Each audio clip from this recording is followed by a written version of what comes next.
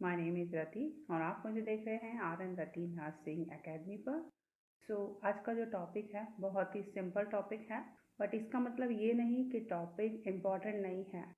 Communicable जो disease हैं उनसे रिलेटेड आपने क्वेश्चंस हमेशा एग्ज़ाम्स में देखे हैं, और जो CHO के एग्ज़ाम्स हैं आपके, उसमें तो आपको इससे रिलेटेड क्वेश्चन देखने को मिलेंगे ही। और कितनी वैकेंसीज़ हैं जो अभी रिसेंटली आई हुई हैं CHO के लिए।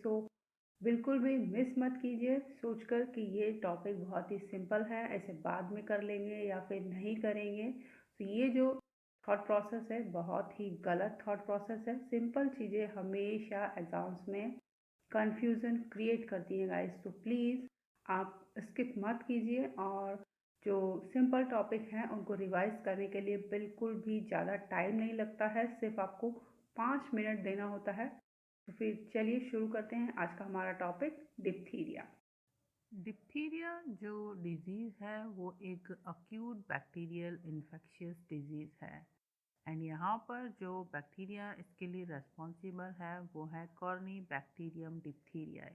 कॉर्नी बैक्टीरियम जो बैक्टीरिया है वो कुछ इस शेप का दिखाई देगा। ये आपके लिए इजी रहेगा, तो आप इसको इजीली आइडेंटिफाई कर पाएंगे।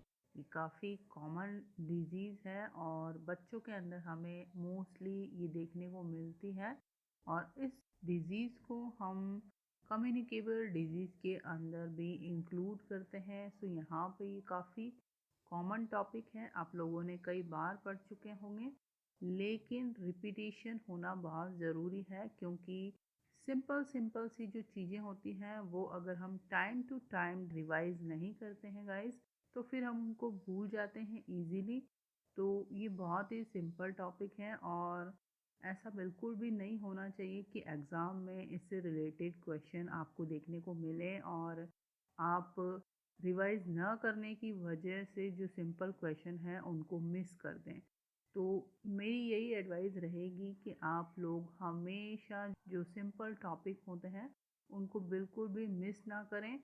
जब भी एग्ज़ाम के लिए जा रहे हों तो ये जो टॉपिक हैं इनको ज़रूर से ज़रूर, चाहे 5 मिनट का टाइम ही आपको देना पड़े, लेकिन आप इनको ज़रूर रिवाइज कीजिए, क्योंकि ये बहुत ही सिंपल भी है लेकिन एग्ज़ाम पर्पस से इम्पॉर्टेंट है। यहाँ पर ये जो डिजीज़ है जिसको हम डिस्कस कर रहे हैं, जो कि डिप्थीरिया है, ये बैक्टीरियल इन्फेक्शियस डिजीज़ है। यहाँ पर एक क्वेश्चन आपका फॉर्म हो रहा है कि ये जो डिप्थीरिया डिजीज़ है वो किस टाइप का इन्फेक्शन है। ये बेसिकली बैक्टीरियल इन्फेक्शन है, और जो बैक्टीरिया इसके लिए रेस्पॉन्सिबल है वो कॉर्नी बैक्टीरियम डिप्थीरिया ही है। जब भी ये डिजीज़ अटैक करती है तो मेनली इसका जो इफ़ेक्ट है वो हमें थ्रोट के ऊपर, टॉन्सिल्स एंड लैरिंक्स का जो एरिया है यहाँ पर इसका हमें इफ़ेक्ट देखने को मिलता है, और एक ग्रेइश वाइट कलर की जो मेम्ब्रेन होती है वो इस एरिया पे हमें मोस्टली देखने को मिलती है डिप्थीरिया के केस में। अगेन यहाँ पर ये एक इम्पॉर्टेंट क्वेश्चन है कि डिप्थीरिया में आपको किस तरीके की जो मेम्ब्रेन फॉर्म हो रही है यहाँ पर उसका कलर क्या होता है। तो ग्रेइश वाइट कलर इसका एक मोस्ट स्पेसिफिक साइन है डिप्थीरिया के केस में। एपिडेमियोलॉजिकल जो फैक्टर्स हैं उनके अंदर हम इंक्लूड करेंगे एजेंट को।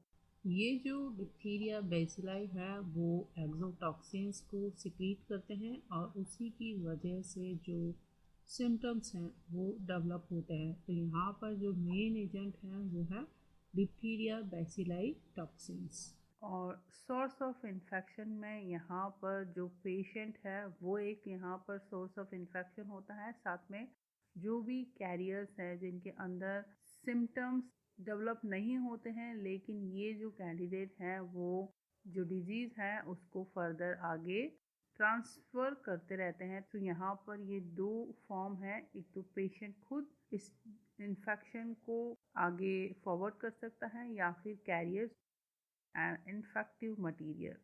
नोज़ एंड थ्रोट के सिक्रीशन इसका मेन इन्फेक्टिव मटेरियल होता है। जैसे कि हमने कहा कि ये जो डिजीज़ है वो मेनली अटैक करती है थ्रोट को, टॉन्सिल एंड लैरिंग्स का जो एरिया है। तो यहाँ पर आपको सिक्रीशन देखने को मिलते हैं। सो ये ही इसका इन्फेक्टिव मटेरियल होता है। एंड डिप्थीरिया के जो केसेस हैं उनमें पीरियड ऑफ इन्फेक्टिविटी 14 से लेकर 28 डेज का पीरियड हो सकता है।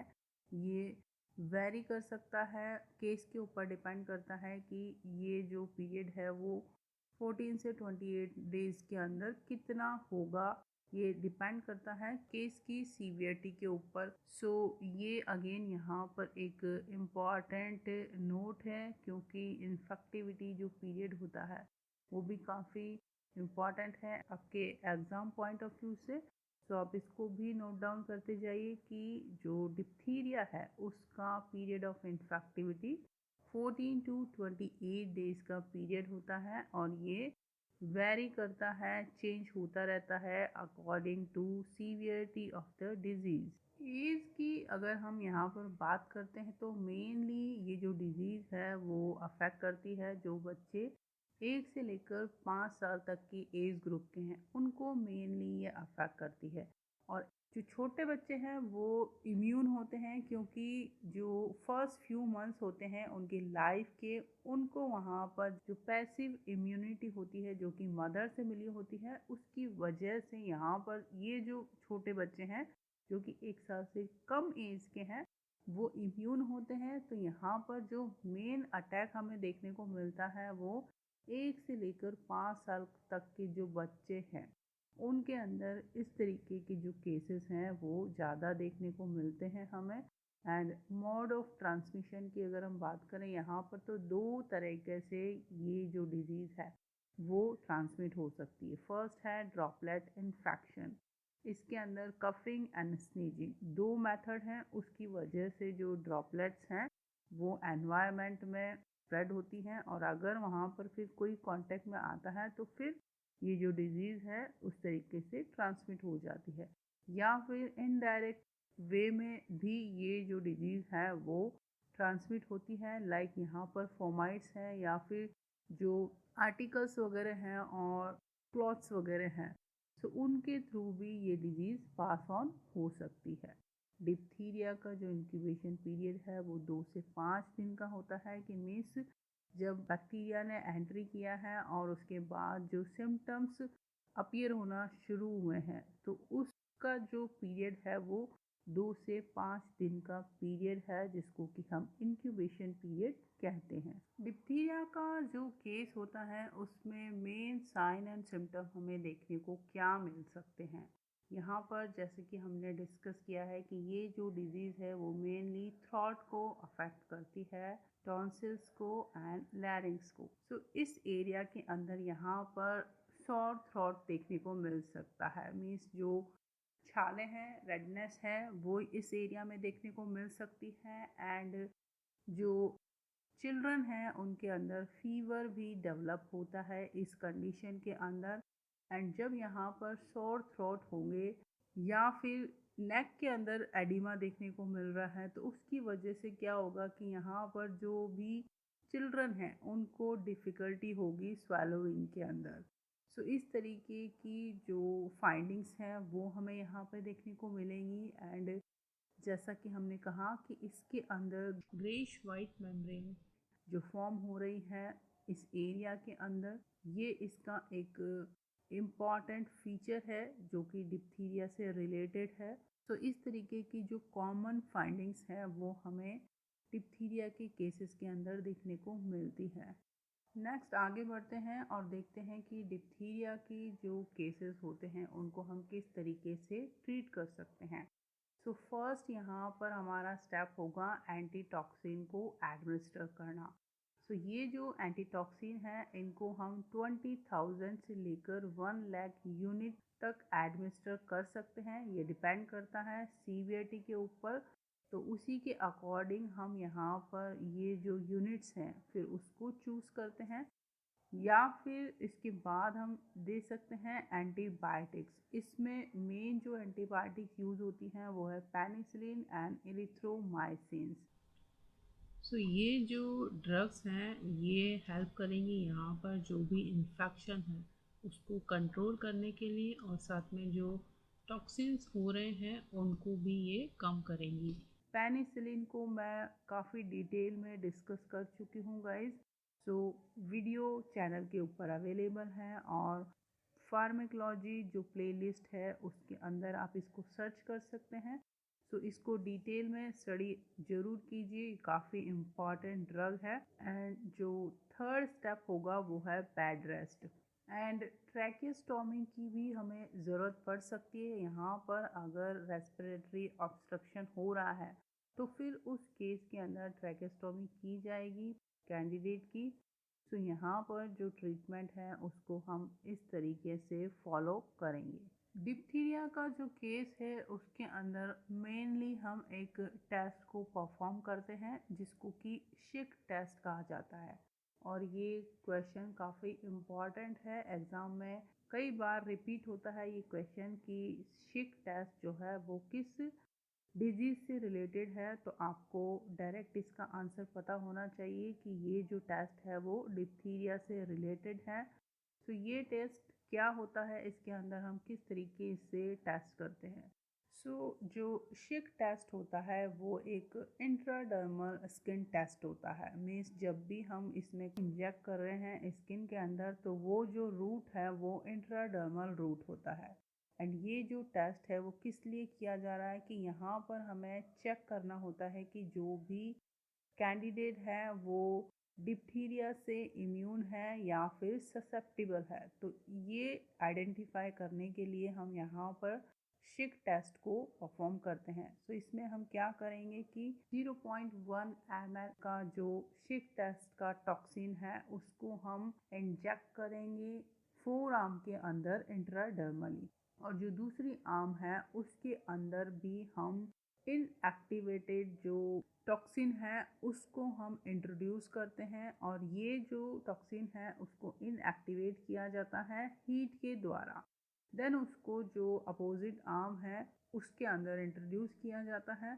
फिर उसके बाद में यहाँ पर रीडिंग को ऑब्जर्व किया जाता है। एंड रीडिंग जो हम यहाँ पर इस टेस्ट की लेते हैं वो 4th डे पर रीडिंग को स्टडी किया जाता है। तो यहाँ पर अगर किसी भी टाइप की जो रैशेस हमें दिखाई नहीं देते हैं तो इट मीन्स कि ये जो कैंडिडेट है वो इम्यून है डिप्थीरिया से। लेकिन अगर हमें यहाँ पर जो रैशेस है, रेड फ्लश दिखाई दे रहा है जहाँ पर हमने इंजेक्ट किया है टॉक्सिन को, तो वहाँ पर अगर रेड फ्लश हमें दिखाई दे रहा है तो इट मीन्स ये जो कैंडिडेट है वो ससेप्टिबल है डिप्थीरिया के लिए।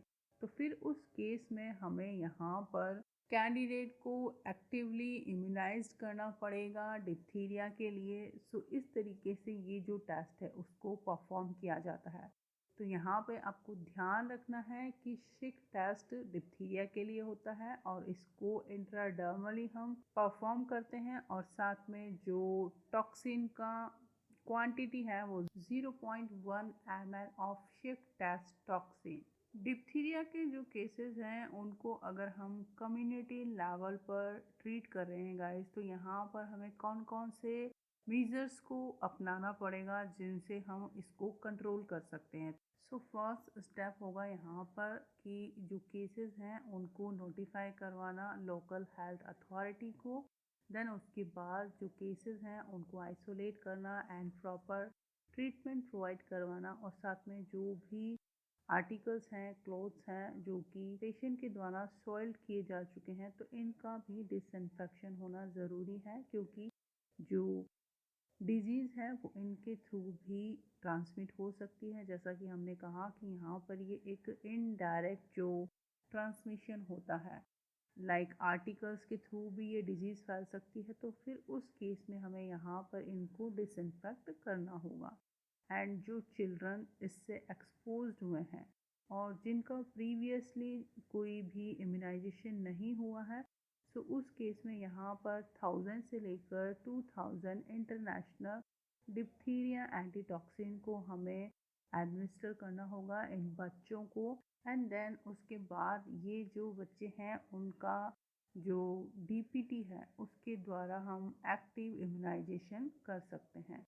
और यहाँ पर जो भी कैंडिडेट का कांटेक्ट हुआ है इनके साथ, तो उस केस में हम एज ए प्रोफाइलैक्टिक ट्रीटमेंट के रूप में पेनिसिलिन या फिर इरिथ्रोमाइसिन इनको यूज़ कर सकते हैं, ताकि जो भी डिजीज़ है वो फर्दर डेवलप ना हो और आगे ट्रांसमिट ना हो। एंड यहाँ पर डिप्थीरिया के जो प्रिवेंशन के लिए हम डीपीटी का वैक्सीन यूज़ करते हैं।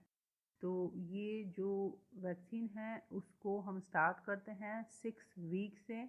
देन उसके बाद ये जो वैक्सीन है उसको 10th वीक पर लगाया जाता है, और फिर जो थर्ड डोज है वो 14 वीक पर। तो इस तरीके से इसकी 3 डोजेज़ रेकमेंड की गई हैं, और जो डोज है उसके अंदर 0.5 ml की जो क्वांटिटी है उसको रेकमेंड किया गया है। और ये जो तीनों डोजेज हैं इनके बीच में 1 मंथ का इंटरवल होना बेहद ज़रूरी है। और यहाँ पर जब भी हम बूस्टर डोज लगाते हैं गाइस, तो ये भी 0.5 ml की होगी। एंड ये जो बूस्टर डोज लगेगी वो 1.5 साल से लेकर 2 साल का जो पीरियड है उसके ऊपर ही बूस्टर डोज को लगाया जाता है।